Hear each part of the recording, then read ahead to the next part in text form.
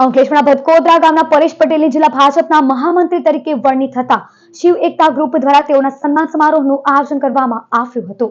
ભરૂચ જિલ્લામાં ભારતીય જનતા પાર્ટી દ્વારા સંગઠનના હોદ્દેદારોની જાહેરાત કરવામાં આવી છે।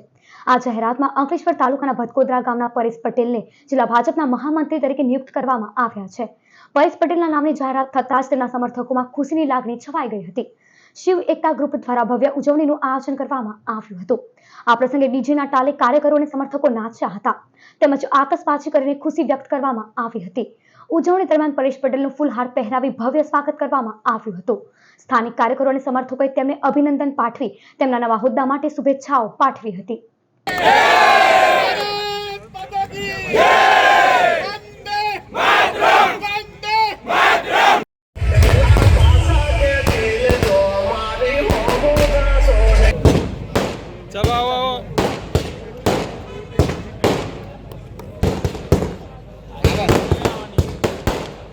જે મને ભરૂચ ભારતીય જનતા પાર્ટી દ્વારા જિલ્લામાં મહામંત્રીની જવાબદારી મળી છે તે બદલ હું સૌનો આભાર માનું છું।